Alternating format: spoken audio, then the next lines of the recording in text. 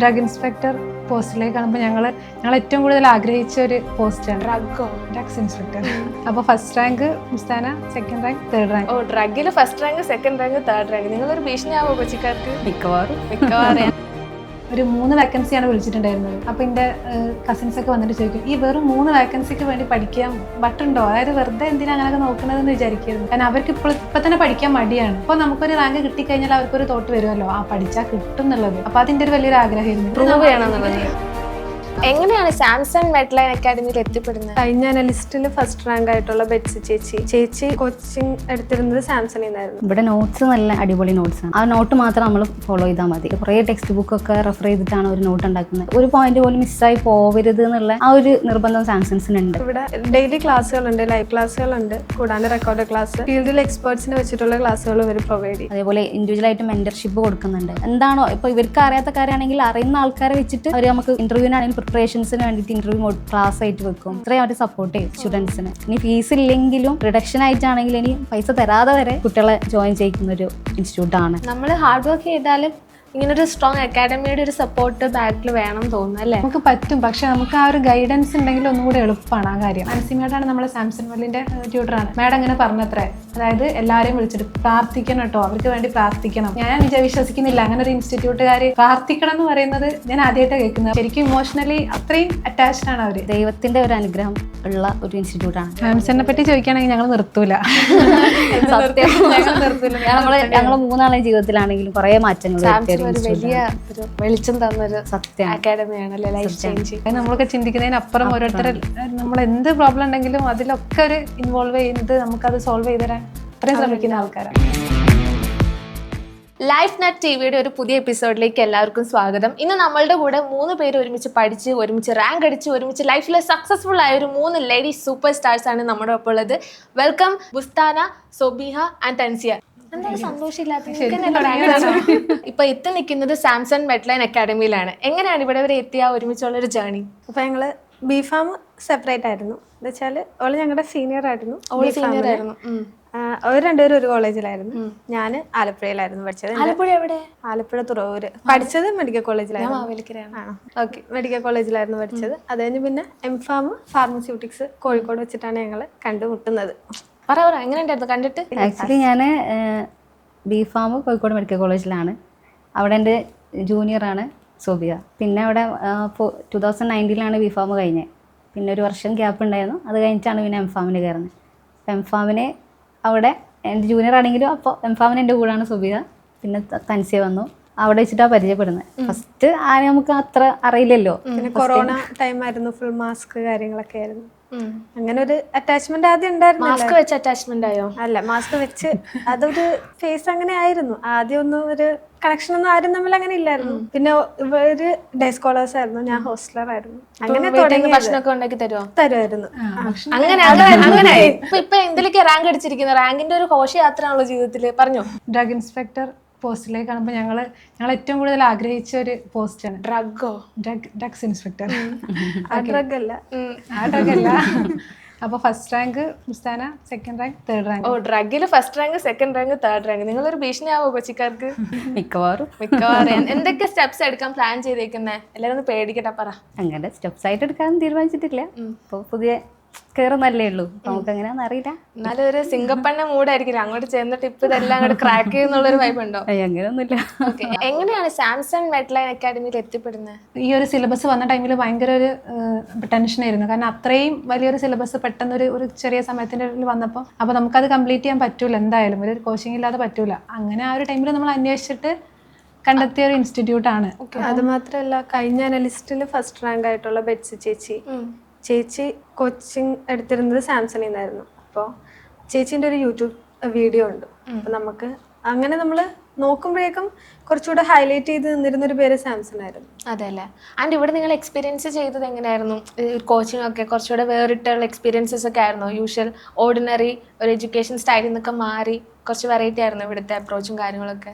ഇവിടെ നോട്ട്സ് നല്ല അടിപൊളി നോട്ട്സാണ്. നോട്ട്സ് തരും. കാരണം നമുക്ക് ടെക്സ്റ്റ് ഇല്ലാത്തവർക്കൊക്കെ പഠിക്കാൻ ആ നോട്ട് മാത്രം നമ്മൾ ഫോളോ ചെയ്താൽ മതി. അത്രയും ഫുൾ ഡീറ്റെയിൽ ആയിട്ട് കുറേ ടെക്സ്റ്റ് ബുക്കൊക്കെ റെഫർ ചെയ്തിട്ടാണ് ഒരു നോട്ട് ഉണ്ടാക്കുന്നത്. അപ്പോൾ നല്ല ഹെൽപ്ഫുൾ ആയിരുന്നു. നമുക്ക് ഇങ്ങനെ ക്യാപ്സൂൾ ആക്കി തരും, നമ്മളിങ്ങനെ ക്യാപ്സൂളൊന്നുമല്ല, നമുക്ക് PDF ആയിട്ട് തന്നെ വലിയ നോട്ട് തന്നെയാണ്. പക്ഷേങ്കിൽ ഒരു പോയിന്റ് പോലും മിസ്സായി പോവരുത് എന്നുള്ള ആ ഒരു നിർബന്ധം സാംസങ്സിനുണ്ട്. അപ്പോൾ അതുകൊണ്ട് നോട്ട്സ് അവരുടെ പക്കയാണ്, അത് മാത്രം പഠിച്ചാൽ മതി.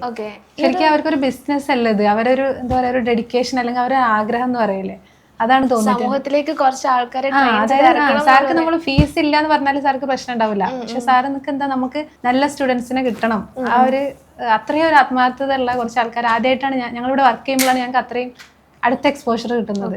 അപ്പം ഭയങ്കര ഗ്രേറ്റ്ഫുൾ ആയി ഇവിടെ വർക്ക് ചെയ്യാൻ പറ്റിയതിലും എല്ലാത്തിലും. ഓക്കെ, സാംസങ് മെഡ്ലൈൻ അക്കാഡമിയിൽ പഠിച്ചുകൊണ്ട് ഒരു 3 അഡ്വാൻറ്റേജസ് എന്താ?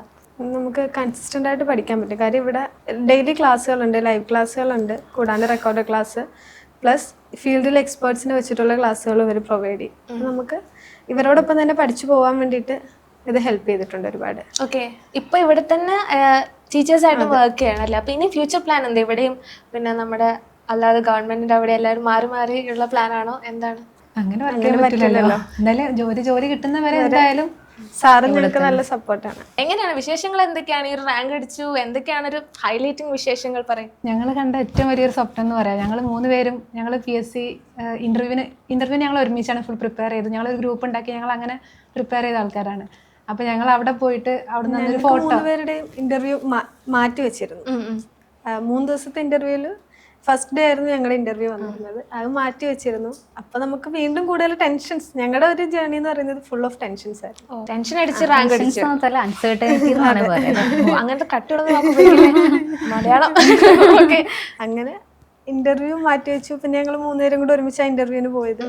പിന്നെ അവിടെ ചെന്നപ്പോൾ ഞങ്ങൾക്ക് ഒരു ആഗ്രഹം ഉണ്ടായിരുന്നു PSCന്റെ മുന്നിൽ നിന്ന്. കാര്യം റാങ്ക് ലിസ്റ്റ് വരുമ്പോഴേക്കും ഞങ്ങളുടെ ഇതുപോലെ PSC ഓഫീസിന്റെ മുന്നിൽ നിന്ന് ഒരു ഫോട്ടോ എടുക്കണമെന്നുണ്ടായിരുന്നു. പക്ഷെ അത് നടന്നില്ല. പക്ഷെ ഞങ്ങളത് ശംഖുമുഖത്ത് വെച്ചെടുത്തു. ഞങ്ങൾ ഒരുമിച്ച് ഞങ്ങൾ 3 പേരും ഇങ്ങനെ ആവട്ടെ എന്ന് ആഗ്രഹിച്ചു. റാങ്ക് കിട്ടിയ നേരെ കഴിഞ്ഞിട്ട് ഞങ്ങൾ നേരെ അങ്ങോട്ട് പോയി. അൺഎക്സ്പെക്റ്റഡ് ആണ് സത്യം പറഞ്ഞത്. നിങ്ങളൊക്കെ മലപ്പുറത്തുനിന്നാ? ആലപ്പുഴയാണ്? കോഴിക്കോട് നിന്നാണ്. ഹസ്ബൻഡിന്റെ വീട് മലപ്പുറമാണ്. എങ്ങനെയാണ് ഇത്ര കുതിച്ചു പൊങ്ങി റാങ്ക് അടിച്ചത്? അത് സപ്പോർട്ട് തന്നെ, അത് ഫാമിലിന്റെ സപ്പോർട്ട് എന്ന് പറയുന്നത് അത്രയും വലുതാണ്. ഹസ്ബൻഡ് ആയാലും ഫാമിലി, മോനുണ്ട്. ഞാനിപ്പോൾ 2 മാസം പ്രായമുള്ളപ്പോഴാണ് എംഫാമിന് ചേരുന്നത് മോനെ. എന്റെ ചേച്ചി, ഞാനൊന്നും ഇങ്ങനെ ഇരുന്നിട്ട് എനിക്ക് താങ്ങുന്നില്ല. അപ്പൊ നിങ്ങൾ പ്രഗ്നന്റ് ആയിട്ടൊക്കെ ചെയ്തെന്ന് കേൾക്കുമ്പോൾ എനിക്ക് പേടിയാവാ. പ്രഗ്നന്റ് അല്ല, 2 മാസം ഡെലിവറി കഴിഞ്ഞ് 2 മാസം അങ്ങനെയാണ് എംഫാമിന് ചേരുന്നത്. അങ്ങനെ അത് ഞാനൊരു 1 മന്ത് ലേറ്റ് ആയിട്ട് ജോയിൻ ചെയ്ത ഒരാളാണ്. അപ്പോൾ കുറച്ച് കഴിഞ്ഞിട്ടാണ് വേറായിട്ടൊക്കെ കമ്പനിയായി വന്നിട്ടുള്ളത്. ഇവരെ പരിചയപ്പെടാൻ പറ്റിയതാണ് എൻ്റെ ഒരു ലൈഫിലെ ടേണിംഗ് പോയിന്റ് ഞാൻ വിചാരിക്കുന്നത്. കാരണം ഇവർ 2 പേരും വന്ന ഒരു PSC ആഗ്രഹം വെച്ച് നടക്കുന്ന ആളാണ്. പക്ഷെ ഞാനങ്ങനെ എനിക്ക് എന്താ PSC എന്താണെന്ന് പോലും അറിയാത്തതിൽ ഇവർ 2 പേരും തന്ന ആ ഒരു നമുക്ക് കണ്ടിട്ട് നമുക്ക് മനസ്സിലാവുമല്ലോ, കുറച്ച് പഠിച്ചാലൊക്കെ കിട്ടുമായിരിക്കും എന്നുള്ള ഒരു തോട്ട് വന്നത് അത് ഉറപ്പായിട്ടും ഇവർ 2 പേരും കാരണമാണ്. നിങ്ങൾക്കൊക്കെ എങ്ങനെയായിരുന്നു ഒരു ജേണി? എൻ്റെ ജേണി കുറച്ച് സ്ട്രഗിളാണ്. കാരണം ഞാൻ ബിഫാം ആദ്യം ഇഷ്ടപ്പെട്ട് വന്ന ഒരാളല്ല. സാധാരണ നാട്ടിൻപുറത്താണ്, മലയാളം മീഡിയത്തിലാണ് ഞാൻ പഠിച്ചത്. +2 വരെ കൊടുവള്ളി, കോഴിക്കോട് ജില്ലയിലെ കൊടുവള്ളിയാണ്. +2 വരെ മീൻസ് 10ാം ക്ലാസ് വരെ മലയാളം മീഡിയമാണ്. പിന്നെ അവിടെ കൊടുവള്ളി ഹൈസ്കൂൾ GHSS കൊടുവള്ളിയിലാണ് +2 കഴിഞ്ഞത്. അത് കഴിഞ്ഞ് എൻട്രൻസിന് പോകണമെന്നുണ്ടായിരുന്നു. +2 കുറച്ച് കുഴപ്പമില്ലാത്ത മാർക്കുള്ളതുകൊണ്ട് MBBS അങ്ങനെ പോകണമെന്നുണ്ടായിരുന്നു. പക്ഷേങ്കിൽ ഫിനാൻഷ്യലി കുറച്ച് ബുദ്ധിമുട്ടുള്ളതുകൊണ്ട് എന്തെന്ന് വെച്ചാൽ എൻട്രൻസ് ഒന്നും എഴുതി, പക്ഷേ കിട്ടിയില്ല.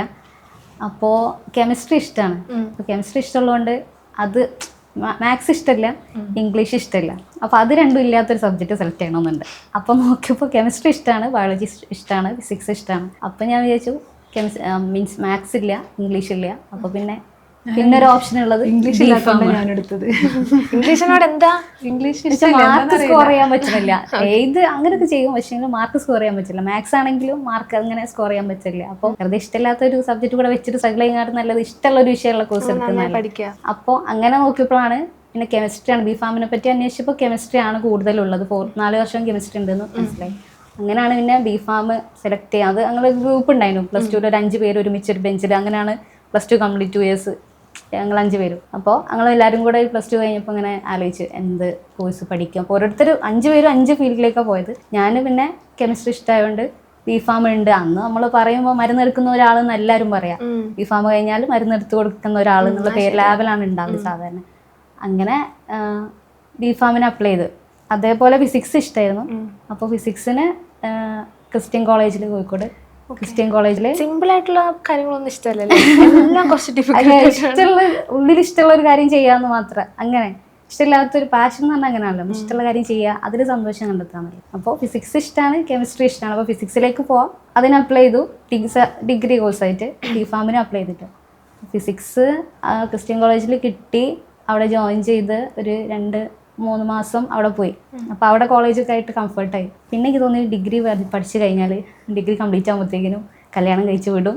കാരണം ഡിഗ്രി കഴിഞ്ഞാൽ പിന്നെ PG കൂടി എടുത്താലേ ജോലി, B.Ed ഒക്കെ കഴിയണമല്ലോ ജോലി കിട്ടണമെങ്കിൽ. അപ്പോൾ ജോലിയായിരുന്നു ശരിക്കും ആ സമയത്ത് ഇമ്പോർട്ടൻസ്. പഠനത്തിനെക്കാട്ടിലും ജോലി വേണം. അപ്പോൾ ബിഫാം എടുത്തു കഴിഞ്ഞാൽ ലാസ്റ്റ് നമുക്കൊരു എന്തുണ്ട്, ജോലി ഉണ്ട്. പിന്നെ പഠിക്കുമ്പോൾ തന്നെ നിങ്ങൾക്ക് നല്ലൊരു വിഷൻ ഉണ്ട്, എവിടെ എത്തണം, ജോലി വേണം, അത് മാത്രമേ ജോലി വേണം. എന്ത് ജോലിയൊന്നും ഉണ്ടായിരുന്നില്ല, ജോലി വേണം. ഇപ്പൊ കണ്ടിട്ടില്ലേ കുട്ടികൾ 18 ആകുമ്പോൾ ഓട്ടോ പിടിച്ച് ഓടാൻ നിൽക്കുകയാണ്. അത് വെച്ച് നോക്കുമ്പോൾ നിങ്ങൾ ഭയങ്കര അന്ന് തന്നെ നല്ല ക്ലാരിറ്റി ഉള്ള പോലെ തോന്നണം. പിന്നെ ബിഫാമിന് കഴിഞ്ഞ 4 വർഷം കഴിഞ്ഞാൽ എന്തായാലും ഫാർമസിസ്റ്റ് ആയിട്ട് കയറാമല്ലോ. അപ്പോൾ PG വേണോ നിർബന്ധമില്ല. അങ്ങനെ ബിഫാമിന് കയറി. മീൻസ് ഫിസിക്സിന് അവിടെ ജോയിൻ ചെയ്ത് 2-3 മാസം കഴിഞ്ഞപ്പോഴാണ് ബിഫാമിന് അഡ്മിഷൻ കിട്ടിയത്. അത് ആദ്യം കിട്ടിയത് ഇവിടെ മീൻസ് കോട്ടയത്തായിരുന്നു.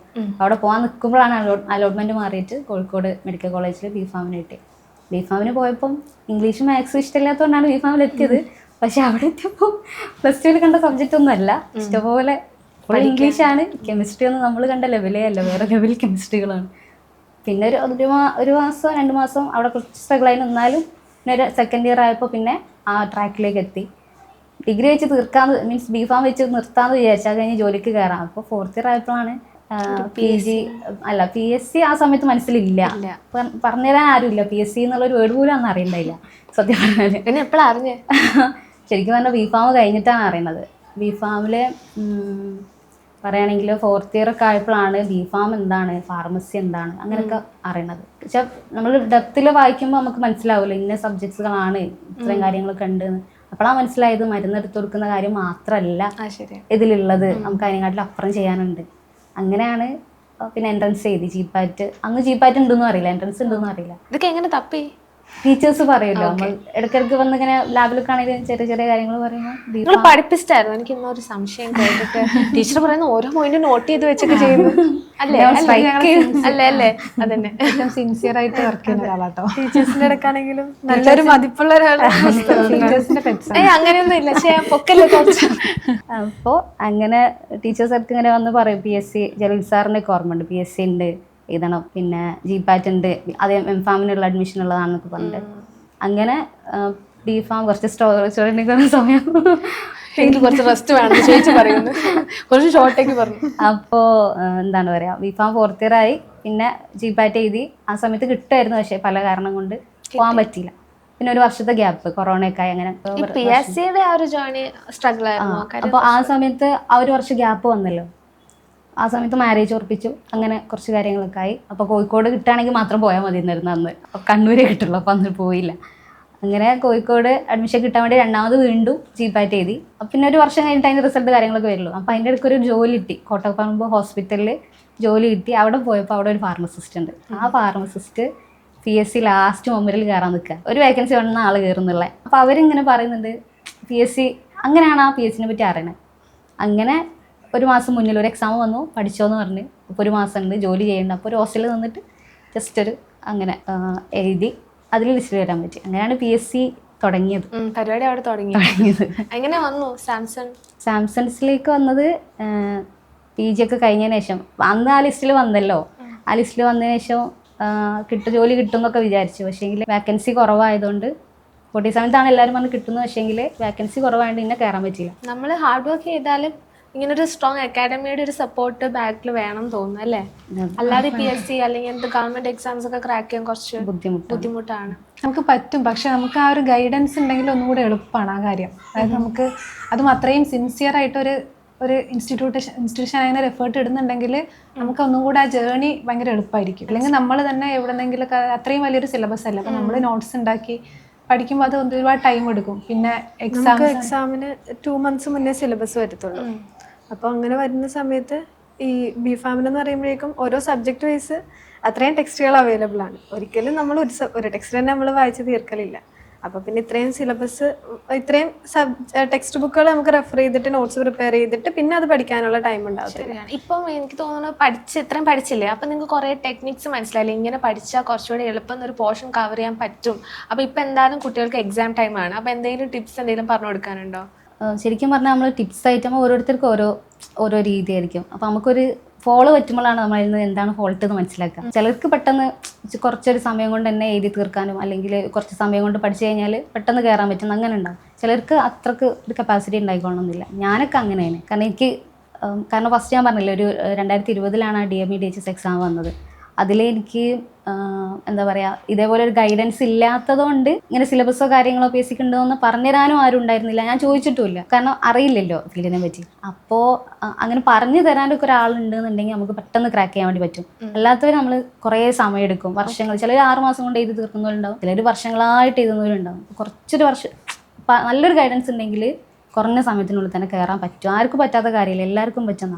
അതെ, ഇപ്പോൾ PSCൻ്റെ പ്രിപ്പറേഷൻ അല്ലാതെ ഇപ്പോൾ സ്കൂൾ മക്കൾക്കൊക്കെ ഇപ്പം എക്സാം ആണല്ലോ. അപ്പോൾ അവർക്കൊക്കെ എന്തെങ്കിലും ഇത്രയും പഠിച്ചു കഴിയുമ്പോൾ എന്തെങ്കിലും ഒരു ഐഡിയ കിട്ടുമല്ലോ. ഇങ്ങനെ ഒന്ന് ട്രൈ ചെയ്താൽ ഒരു അടിപൊളി മെത്തേഡ് ഉണ്ടെന്ന് പറഞ്ഞാൽ എന്താ പറഞ്ഞു കൊടുക്കുക?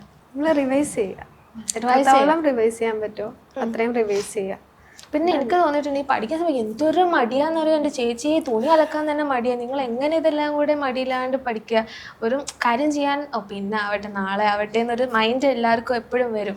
നിങ്ങൾ ആ ഒരു സാധനം ഉണ്ടായിട്ടുണ്ടോ എന്ന് അറിയില്ല. ഇനി ഉണ്ടെങ്കിൽ എങ്ങനെ അത് ഓവർകം ചെയ്തിട്ടുണ്ടായിരുന്നത്? അത് എല്ലാവർക്കും മടി മെയിനായിട്ട് എന്തായാലും ഫസ്റ്റ് ഉണ്ടാവും. പക്ഷെ നമുക്ക് നമ്മളെ സിറ്റുവേഷൻ, നമുക്കൊരു ജോലി അത്യാവശ്യമാണെന്ന് കാണുമ്പോൾ നമ്മൾ പഠിക്കുമല്ലോ. അപ്പൊ ഞങ്ങൾ 3 ആളും അങ്ങനെ ഒരു സിറ്റുവേഷനിലൂടെ പോകുന്നതുകൊണ്ട് തന്നെ ഞങ്ങൾക്ക് ഇന്നിപ്പോ വേണ്ട കുറച്ച് കഴിഞ്ഞെന്നുള്ള ഒരു തോന്നലിനെ എങ്ങനെ എന്താലോചിക്കുമ്പോഴൊക്കെയായിരുന്നു നിങ്ങൾക്ക് ഒരു മോട്ടിവേഷൻ? ഇപ്പം നാട്ടിൽ ഫാർമസിയിൽ നമ്മൾ നിൽക്കുകയാണെങ്കിൽ നമുക്ക് സാലറി അവരൊരു 10 മുതൽ സാലറി പറയും അവർ. അപ്പം നമ്മൾ ഇത്രയും BPharm കഴിഞ്ഞ് MPharm കഴിഞ്ഞ് ഈ ഒരു സാലറിയിൽ വർക്ക് ചെയ്യേണ്ട ആ ഒരു സിറ്റുവേഷനാണുള്ളത്. അപ്പോൾ അത് നമുക്ക് ഒരിക്കലും എവിടെ എത്താൻ പറ്റില്ല എന്നുള്ളൊരു വിശ്വാസമുണ്ട്. പിന്നെ അല്ലെങ്കിൽ പിന്നെ പുറത്തേക്ക് പോകാനുള്ള സാഹചര്യം ഇല്ലെങ്കിൽ പിന്നെ നമുക്ക് നമ്മളെ കഴിവ് ഒന്ന് യൂസ് ചെയ്ത് നോക്കാമെന്ന് വിചാരിക്കൂലേ. അങ്ങനെ ഒരു എത്തിപ്പെട്ട ആൾക്കാരാണ് ഞങ്ങൾ എല്ലാവരും. കാര്യം യങ്സ്റ്റേഴ്സിനൊക്കെ ആണെങ്കിലും എനിക്കൊക്കെ മടിയോണ്ട് ജീവിതം 90% മടിയാണ്. അപ്പൊ ഒന്ന് ചെയ്യാൻ തന്നെ പാടാണ്. അപ്പൊ ഞാൻ ആലോചിച്ചു, ഇത്രയും മാരീഡാണ്, കുട്ടികളുണ്ട്, കുറച്ച് പേര് പ്രഗ്നന്റ് ആണ്, ഡെലിവറി കഴിഞ്ഞ സമയത്ത് ഗ്രേറ്റ്. ഞങ്ങളിങ്ങനെ പഠിക്കുന്ന സമയത്തൊക്കെ ഞാൻ ഒരു 3 വേക്കൻസിയാണ് വിളിച്ചിട്ടുണ്ടായിരുന്നത്. അപ്പോൾ എൻ്റെ കസിൻസൊക്കെ വന്നിട്ട് ചോദിക്കും, ഈ വെറും 3 വേക്കൻസിക്ക് വേണ്ടി പഠിക്കാൻ വട്ടുണ്ടോ? അതായത് വെറുതെ എന്തിനാ അങ്ങനെയൊക്കെ നോക്കണതെന്ന് വിചാരിക്കുമായിരുന്നു. അപ്പം അവരും ഒരു +2 പഠിക്കുന്ന ഒരു ടൈമാണ്. അപ്പോൾ അവരിങ്ങനെ ഞാൻ വിചാരിക്കുമായിരുന്നു, കാരണം അവർക്ക് ഇപ്പം തന്നെ പഠിക്കാൻ മടിയാണ്. അപ്പോൾ ഇപ്പം നമുക്കൊരു റാങ്ക് കിട്ടിക്കഴിഞ്ഞാൽ അവർക്കൊരു തോട്ട് വരുമല്ലോ, പഠിച്ചാൽ കിട്ടും എന്നുള്ളത്. അപ്പോൾ അതിൻ്റെ ഒരു വലിയൊരു ആഗ്രഹമായിരുന്നു. കാരണം ഇവർ എന്ന് കാണുമ്പോഴും നമ്മൾ പഠിക്കുകയായിരിക്കും. നമ്മളിങ്ങനെ പഠിക്കുക ആ ഒരു പുച്ഛത്തിനേക്കാൾ ഇവരെന്താ പഠിച്ചിട്ട് തീരാത്തത്, ഇത്ര പഠിച്ചിട്ട് എന്താ ഓറാക്കാണല്ലോ അങ്ങനെ ഒരു സാധനം. റാങ്ക് കിട്ടിക്കഴിഞ്ഞാൽ അവർ കണ്ടായിരുന്നോ? എന്തായിരുന്നു പറഞ്ഞത്? അല്ല, അങ്ങനെയല്ല, അവർക്ക് കിട്ടുന്ന അവർക്ക് അറിയില്ല. അതായത് അവർ വിചാരിക്കുന്ന എന്താ, ഇങ്ങനെ പഠിച്ചിട്ട് എന്താ ഇത്ര കാലം, അതായത് 27 ഞങ്ങളൊക്കെ 26-27 വയസ്സായി എന്നുള്ള ഒരു ഇതിലൊരു പ്രായമല്ല. എന്തായാലും ഇപ്പം ഭയങ്കര സന്തോഷം. കാരണം അങ്ങനെയെങ്കിലും ആർക്കെങ്കിലും ഒരാൾക്കെങ്കിലും ഈ പഠിച്ചാൽ ഒരു കാര്യം ഉണ്ടാവും എന്നുള്ളൊരു തോട്ട് മനസ്സിൽ വന്നാൽ മതി. ശരിക്കും പറഞ്ഞാൽ അറിയാത്തത് കൊണ്ടാണ്. ഗവൺമെന്റ് ജോലി ഇത്രയും പഠിക്കാനുണ്ട്, അല്ലെങ്കിൽ അങ്ങനെ ഒരു ഫീൽഡ് ഉണ്ടെന്ന് പോലും നാട്ടും പുറത്തുള്ള ആൾക്കാർക്ക് അറിയില്ല. അല്ലെങ്കിലും അറിയില്ല. ഞാൻ ട്രൈ ചെയ്തതാ. എന്റെ ദൈവമേ, ഒന്ന് പറയണ്ട. 2-3-4 ക്ലാസ്സിന് ഇരുന്നു. അതിനോടുകൂടി ഞാൻ സലാം പറഞ്ഞിട്ട് എണീറ്റ് പോയി. പക്ഷെ ഇച്ചിരി ഒരു ഡെഡിക്കേഷനും കൺസിസ്റ്റൻസിയും മറ്റേ ആ ഒരു കോൺസെൻട്രേഷനും ഒക്കെ ഇതിന് ഫാക്ടർ. അത് അനുഭവിച്ച വെളിച്ചത്തിൽ മനസ്സിലായി. എന്റെ മടി അത് മടി പറഞ്ഞപ്പോൾ കാര്യം ഫസ്റ്റ് മറ്റേ DME DHSന്റെ ഇന്റർവ്യൂവിന്റെ സമയത്ത് നമുക്ക് ഇതുണ്ടാവില്ല, ബയോഡാറ്റ ഫിൽ ചെയ്യാൻ. അപ്പൊ അതിൻ്റെ അകത്ത് വാട്ട് ഈസ് യുവർ വീക്ക്നെസ് എന്നുള്ളടത്ത് പ്രൊക്രാസ്റ്റിനേഷൻ എന്ന് എഴുതിയത്, മാറ്റി വെക്കുക എന്നുള്ള കാര്യം. പിന്നെ അത് മാറി. കാരണം DIന്റെ എക്സാം വന്നപ്പോൾ നമ്മൾ അത്രയും എഫേർട്ട് ഇടല്ലേ, അപ്പോൾ നമ്മൾ മൊത്തത്തിൽ അങ്ങ് മാറും. നമ്മൾ അത്രയും പഠിക്കുകയും ടൈമും അതേപോലെ നമ്മൾ ഡിസ്ട്രാക്ഷൻസ് ഒക്കെ മാറ്റുന്നതനുസരിച്ചിട്ട് നമ്മൾ മൊത്തം അങ്ങനെ മാറും. പിന്നെ ആ മടി ഉണ്ടാവില്ല. ഇല്ലല്ലേ? നന്നാവണം ഇനിയെങ്കിലും. ഇനി ഒരുപാട് കാര്യങ്ങൾ ചോദിച്ചറിയണമെന്നുണ്ട്. അപ്പൊ ഇനി ഒരുപാട് റാങ്ക് ഒക്കെ ഇനിയും കിട്ടാൻ ട്രൈ ചെയ്യുന്നുണ്ടോ? ഇത് കഴിഞ്ഞാല് ഇപ്പൊ എന്തായാലും ഇല്ല, കഴിഞ്ഞു. സ്കൂൾ അടച്ചു. അസിസ്റ്റന്റ് പ്രൊഫസറൊക്കെ വരാനുണ്ട്. അപ്പൊ ആ ഒരു സാഹചര്യം എന്താണെന്ന് അറിയില്ല. പറ്റുകയാണെങ്കിൽ പഠിക്കണം അങ്ങനെ. അപ്പോൾ ഓൾ ദി വെരി ബെസ്റ്റ്. അപ്പോൾ ഇനി എനിക്ക് ഇന്റർവ്യൂ ചെയ്യാൻ പറ്റട്ടെ, കൂടുതൽ റാങ്ക്സ് ഒക്കെ അച്ചീവ് ചെയ്യുമ്പോൾ. അപ്പം സാംസൺ മെഡ്ലൈൻ അക്കാഡമിയിൽ ജോയിൻ ചെയ്യാനൊക്കെ നിങ്ങൾ കുട്ടികളോടൊക്കെ പറയാൻ ഒരുപാട് 100 കാര്യങ്ങൾ ഉണ്ടാവുമല്ലോ. അപ്പോൾ അതുകൂടി ഒന്ന് പറഞ്ഞിട്ട് നമുക്ക് വൈൻഡപ്പ് ചെയ്യാം.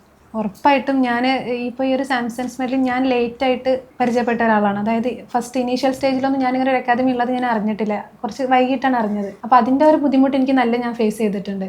അപ്പോൾ ഞാനിപ്പോൾ ആരെ ഞാൻ കണ്ടാലും ഞാൻ കുറേ പേരെ അതിന് ശേഷം ഒരു എക്സാം വിളിച്ചപ്പോൾ അപ്പോൾ ഞാൻ കുറേ പേരോട് ഞാൻ റെക്കമെൻഡ് ചെയ്തിട്ടുണ്ട്. അതായത് ഇങ്ങനെ ഒരു ഇൻസ്റ്റിറ്റ്യൂട്ട് ഉണ്ട്, ഇവിടെ എന്തായാലും ചേരണം. കാരണം നമുക്ക് ഒരു ബിസിനസ് അല്ലല്ലോ, ഞാൻ ആദ്യം പറഞ്ഞു, അവരൊരു ബിസിനസ് അല്ല, അവർക്ക് നമ്മൾ എന്താ പറയുക ആത്മാർത്ഥമായിട്ട് അവർ നമുക്ക് വേണ്ടി പ്രാർത്ഥിക്കാറുണ്ട്. അപ്പോൾ ഞങ്ങൾ ഇൻ്റർവ്യൂവിൻ്റെ ടൈമിൽ ഇവിടുത്തെ ഒരു ഇൻസ്റ്റിറ്റ്യൂട്ടിലെ ട്യൂട്ടർ ഇങ്ങനെ വിളിച്ചിട്ട് പറഞ്ഞു, ആൻസി മാഡമാണ് നമ്മളെ സാംസൺ വെല്ലിൻ്റെ ട്യൂട്ടറാണ്. മാഡം ഇങ്ങനെ പറഞ്ഞത്രേ, അതായത് എല്ലാവരെയും വിളിച്ചിട്ട് പ്രാർത്ഥിക്കണം കേട്ടോ, അവർക്ക് വേണ്ടി പ്രാർത്ഥിക്കണം. അപ്പോൾ ഞാൻ വിശ്വസിക്കുന്നില്ല അങ്ങനെ ഒരു ഇൻസ്റ്റിറ്റ്യൂട്ടുകാർ പ്രാർത്ഥിക്കണം എന്ന് പറയുന്നത് ഞാൻ ആദ്യമായിട്ടാണ് കേൾക്കുന്നത്. അപ്പോൾ എനിക്ക് ശരിക്കും ഇമോഷണലി അത്രയും അറ്റാച്ച്ഡ് ആണ് അവർ, അത് നമുക്ക് വേണ്ടിയിട്ട്. അപ്പോൾ അങ്ങനെ ഒരു ഇൻസ്റ്റിറ്റ്യൂട്ട് പഠിക്കാൻ പറ്റുക എന്ന് പറയുന്നത് തന്നെ ഭയങ്കര ഗ്രേറ്റ്ഫുള്ളാണ്. ഓക്കെ, ചേച്ചിക്ക് ഇവിടുന്ന് എങ്ങനെ ഉണ്ടായിരുന്നു സാംസൺ മെറ്റ്ലൈൻ അക്കാഡമിയുടെ ആ ഒരു കോച്ചിങ്ങും അവരുടെ ആ ഒരു ടെക്നിക്സ് ഒക്കെ പഠിപ്പിച്ചു തരുന്നതൊക്കെ എങ്ങനെ ഉണ്ടായിരുന്നു? സാംസൺസ് ശരിക്കും പറയുകയാണെങ്കിൽ സോബി പറഞ്ഞ പോലെ ദൈവത്തിൻ്റെ ഒരു അനുഗ്രഹം ഉള്ള ഒരു ഇൻസ്റ്റിറ്റ്യൂട്ടാണ്. കാരണം എല്ലാവരും നല്ല നിലയിലെത്തണമെന്നും അതേപോലെ അത് അക്കാഡമിക് ആയാലും അല്ലാത്ത രീതിയിലാണെങ്കിലും നല്ല നിലയിൽ എത്തണം എന്ന് ആഗ്രഹിക്കുന്ന ഒരു ഇൻസ്റ്റിറ്റ്യൂട്ടാണ്. അതേപോലെ ആൻസി മാം ആണെങ്കിലും ഉന്മേഷ് സാർ ആണെങ്കിലും എല്ലാവർക്കും വേണ്ടിയിട്ടും പ്രാർത്ഥിക്കും. പഠിക്കണം, എക്സാമിൻ്റെ തലേന്നാണെങ്കിലും വിളിച്ചിട്ട് പറയും ഓൾ ദി ബെസ്റ്റ്, നല്ലോണം പഠിക്കണം, എക്സാമൊക്കെ വിളിച്ചിട്ട് പറയും. കാരണം നമുക്കിവിടെ ലാസ്റ്റ് മോക്ക് ടെസ്റ്റ് ഒക്കെ നടത്തും, ഡെയിലി ടെസ്റ്റുകളുണ്ട്, അല്ലാതെ മോക്ക് ടെസ്റ്റുകളൊക്കെ ഉണ്ട്. അപ്പോൾ ലാസ്റ്റ് നമ്മൾ എക്സാം അടുപ്പിച്ചിട്ട് ഒരു 10-15 ദിവസം എന്തായിരിക്കും കണ്ടിന്യൂസ് ആയിട്ട് മോക്ക് ടെസ്റ്റ് ആയിരിക്കും. അതേപോലെ മൊഡ്യൂൾ വൈസ് ടെസ്റ്റ് ഉണ്ടാവും, അങ്ങനെ കുറേ കാര്യങ്ങളുണ്ട്. അപ്പോൾ അതിൽ റാങ്കിൽ മുന്നിൽ വരുന്ന ആൾക്കാർ ഒരു 5 റാങ്കിൻ്റെ ഉള്ളിലൊക്കെ വരുന്ന അതേപോലെ തന്നെ ആയിരിക്കും എക്സാമിന് എന്തുണ്ടാവുക, റിസൾട്ട് വരുമ്പം ആ 5 പേര് തന്നെ ആയിരിക്കും മെയിൻ എക്സാമിലും മുന്നിലുണ്ടാവുക. അപ്പോൾ അവർക്കറിയാമല്ലോ ഏകദേശം കിട്ടുന്നുള്ളതും അതേപോലെ പഠിക്കുന്നുണ്ടെന്നുള്ളത്. അപ്പോൾ അവരെന്ത് ചെയ്യും, മെസ്സേജ് അയക്കും. അവർക്കൊരു താല്പര്യത്തിനും ഒന്നിനും വേണ്ടിയിട്ടല്ല, നമുക്കൊരു പുഷായിട്ട് പോലും തരികയാണ്. അത്രയും ഓരോ സ്റ്റുഡൻറ്റിനെ ഒരു ഇൻഡിവിജ്വലായിട്ട് അനലൈസ് ചെയ്യുന്നുണ്ട്, അതേപോലെ ഇൻഡിവിജ്വലായിട്ട് മെൻറ്റർഷിപ്പ് കൊടുക്കുന്നുണ്ട്. എക്സാം കഴിഞ്ഞിട്ടാണെങ്കിലും ബാക്കിയുള്ള കാര്യങ്ങൾക്കും, ഇപ്പോൾ ഇൻ്റർവ്യൂവിനാണെങ്കിലും അതിന് വേറെ ടീച്ചേഴ്സിനെ പുറത്തുനിന്ന് തന്നെ ഇപ്പോൾ ഏത് ഡിപ്പാർട്ട്മെൻ്റ് ആണോ ആ ഡിപ്പാർട്ട്മെൻറ്റിൽ തന്നെയുള്ള ആളെ വെച്ചിട്ട് എന്താണോ, ഇപ്പോൾ ഇവർക്ക് അറിയാത്ത കാര്യമാണെങ്കിൽ അറിയുന്ന ആൾക്കാരെ വെച്ചിട്ട് അവർ നമുക്ക് ഇൻ്റർവ്യൂവിനാണെങ്കിൽ പ്രിപ്പറേഷൻസിന് വേണ്ടിയിട്ട് ഇൻ്റർവ്യൂ ക്ലാസ് ആയിട്ട് വെക്കും, ഓൺലൈനായിട്ട് വെക്കും. അല്ല ഓഫ്ലൈൻ വേണോ എന്ന് ചോദിക്കും, ഓഫ്ലൈനായിട്ട് പറ്റില്ല എന്നുണ്ടെങ്കിൽ ഓൺലൈനായിട്ട് തരാം, പോൾ വരെ ഇട്ടിട്ട് ഇങ്ങനെ ചോദിക്കും എങ്ങനെ വേണ്ടതെന്നുള്ളത്. അത്ര സപ്പോർട്ടീവ് ആയിട്ടാണ് സാംസൺസ് കുട്ടികൾ കുറേ റാങ്കിലുള്ള ആൾക്കാർ ആരോട് ചോദിച്ചാലും അവർ അതേ പറയുള്ളൂ. കാരണം അത്രയും അവർ സപ്പോർട്ട് ചെയ്യും സ്റ്റുഡൻസിനെ. ഇനി ഫീസ് ഇല്ലെങ്കിലും റിഡക്ഷൻ ആയിട്ടാണെങ്കിലും ഇനി പൈസ തരാതെ വരെ കുട്ടികളെ ജോയിൻ ചെയ്യിക്കുന്നൊരു ഇൻസ്റ്റിറ്റ്യൂട്ടാണ്. പഠിക്കണം എന്ന ആഗ്രഹമുള്ളത് കൊണ്ട് അവർ പൈസ ഇല്ലാത്തതുകൊണ്ട് പഠിക്കാതായി പോകരുത്, അത്രയും ആഗ്രഹിച്ചിട്ട്. അതുകൊണ്ടാണ് എനിക്ക് തോന്നുന്നത് ഇത്രയും റാങ്ക്. ഇപ്പോൾ അനലിസ്റ്റിലാണെങ്കിൽ ഫസ്റ്റ് റാങ്ക് ചോദിക്കുകയാണെങ്കിൽ ഞങ്ങൾ നിർത്തൂല, ഞങ്ങൾ 3 ആളെ ജീവിതത്തിലാണെങ്കിലും കുറേ മാറ്റങ്ങൾ വലിയ ഒരു വെളിച്ചം തന്നൊരു സത്യം അക്കാഡമിയാണല്ലേ, ലൈഫ് ചേഞ്ച്. അത് നമ്മളൊക്കെ ചിന്തിക്കുന്നതിനപ്പുറം ഓരോരുത്തർ നമ്മൾ എന്ത് പ്രോബ്ലം ഉണ്ടെങ്കിലും അതിലൊക്കെ ഒരു ഇൻവോൾവ് ചെയ്ത് നമുക്കത് സോൾവ് ചെയ്ത് തരാൻ അത്രയും ശ്രമിക്കുന്ന ആൾക്കാരാണ്. ഓക്കെ, പ്രൊഫഷണലി എല്ലാ കാര്യത്തിലും. ഓക്കെ, അപ്പോൾ ഇതുപോലെ PSCക്കൊക്കെ പ്രിപ്പയർ ചെയ്യുന്ന മക്കളോ വൈഫോ അല്ലെങ്കിൽ ആരെങ്കിലുമൊക്കെ വീട്ടിലുണ്ടെങ്കിൽ you can contact Samson Metline academy. എന്തുകൊണ്ടും നമ്മുടെ ലൈഫിനൊരു അസറ്റാണ്. അവർ പ്രോപ്പറായിട്ട് നമ്മളെ ഗൈഡ് ചെയ്ത് PSC മാത്രമല്ല വേറെ ഒരുപാട് കോഴ്സസ് ഉണ്ടല്ലോ, ഗൾഫിലേക്കുള്ള കോഴ്സസ് ഉണ്ട്, അതേപോലെ ക്യാബ്സ് ഓസ്ട്രേലിയ എക്സാംസ് ഉണ്ട്, പിന്നെ അങ്ങനെ GPAT ഡെന്റൽ എക്സാംസ്, അങ്ങനെ ഒരുപാട് എക്സാംസ് ഉണ്ട്. അപ്പോൾ ഈ എക്സാംസ് ഒക്കെ കാത്തിരിക്കുന്ന മക്കളൊക്കെ നിങ്ങളുടെ വീട്ടിലുണ്ടെങ്കിൽ do contact Samson Metline academy. Thank you so much. Thank U.